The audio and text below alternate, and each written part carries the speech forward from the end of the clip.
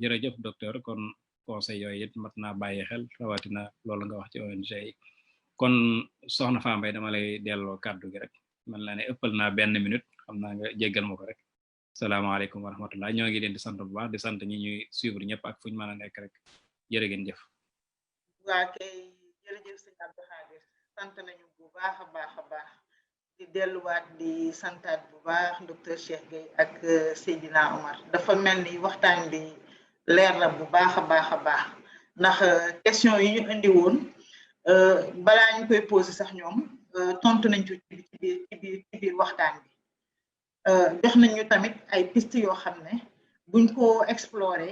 dinañu mën a gën a rafetal liggéey bi gën ko setal gën ko teg ci yoon ndax jàpp naa ci ne li docteur Cheikh wax ne perspective éducation bi dans son ensemble sax amul ay perspective amul perspective te dafa mel ni Sénégal ci boppam jubooguñu ci ban xeetu citoyen lañu bëgg ak ban xeetu élève wala étudiant lañu bëgg ndaxte loolu pour ñu am ko il faut que ñu lëkkale ñaari système yi ndax daara jiitu na fi di jàngale métier di jàngale di yar di tarbiya te ñamuy yar système bi Sénégal waru leen ñàkk ndax ñàkk leen mooy ñu dem ba toog war a liggéey amuñu fu ñu daanee seen doole loolu kon suñu gouvernement yi xam naa war nañ ci xalaat bu baax a baax ma ciy dolli rek ci li mu doon wax ci alumni yi ak mentorat yi ak lëkkale gi nga xam ne dañ ko war a lëkkale yenn këru liggéeyukaay yi ak daara yi ndax man fii ma nekk ñoom loolu la ñu def dañoo xam ne xale yi ñëpp mënuñoo dem université comme ni ko sëñ Ida Omar waxee ñëpp seen capacité eggul ci ñuy egg fenn ci jàng nga xam ne ñoom dañoo jël këru liggéeyukaay yi boole leen nga xam ne apprentissage lañ ko tuddee nga xam ne xale bi formation duale day jàng école nekk apprenti nga xam ne xëy na bu demee bala muy egg université dina mën métier du egg sax université mu bàyyi dugg ci métier te man xalaat naa ne loolu xëy na dina nekk loo xam ne système bu efficace la ci doon lay nekk ci daar bi ndax dina tax xale bi du jàng ba pare am 17 ans war a revenir en arrière pour di defaat ay apprentissage kon daal ci tënk dafa mel ni loolu lañu digal ñu tamit ñu gën a xóotal suñu waxtaan ak acteurs yi nga xam ne ñoo concerné par daara te soppi bët bi nga xam ne moom lañ leen di xoolee parce que dafa mel ni bëtu xeebeel da ci am te warul am ndax loo xam ne la méngoo na ak ñun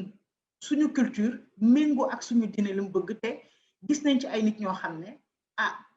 maanaam bu dee tekki rek ñoom tekki nañu kon ñuy delluwaat di sant bu baax di profiter waat occasion bi aussi di yëgle ni génération Salih mi ngi recruter fu mu toll nii 1000 talibé yoo xam ne ñu ngi leen di defar formation ci région yi de Louga am nañ fa 300 yoo xam ne 180 yoo xam ne ñu ngi leen fay recruter Touba 300 Thiès 300 Saint-Louis 100 Ziguinchor 100 ci ay métiers yoo xam ne méngoo na ak jamono waaw bu ñu nee métiers yoo xam ne méngoo na ak jamono am na formation métier de l'automobile formation en numérique formation artisanat entrepreneuriat agrobusiness couture ak lépp te lépp dañ ci waxtaan ak sëriñ daara yi ba nga xam ne ñoom wax nañu ne lii la ñu gën a bëgg waxtaan ci ak tamit dongo yi ku ci nekk ñu laaj la à peu près yow lan nga bëgg ak fan nga gën a gis sa bopp ci loolu tamit ñuy dellu siwaat tamit xam naa ñu ngi tëj di dellu siwaat di santaat bu baax waaw ndax comme li may wax rek jot amul ku jël tuuti as lëf ci jotam rek may la ko mooy may na lu bëri surtout muy partager xam-xam ndax ku am xol bu yaatu rek ku généreux rek mooy partager xam-xam di aussi remercier sëñ Abdou Khadir Ba ndax sëñ Jil yombalal nga ma liggéey bi loolu ndax man dama ne lii man mënuma ko te dañ ma ko sant ma ci ut ndimbal donc sant naa la bu baax di sant waa génération Salih yépp ci njiit li sëñ Fallou Niang ak suñu coordonnateur yi nekk sur le terrain yépp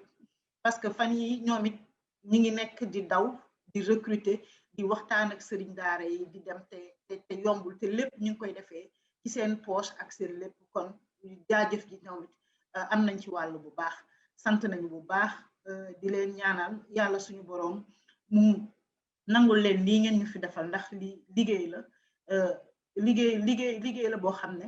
dugal nañ ko ci liggéeyu sëriñ bi ñuy ñaan sëriñ bi boole ñu fay te yéen ngeen am ci seen wàll bu baax a baax a baax jërë ngeen jëf sant nañu bu baax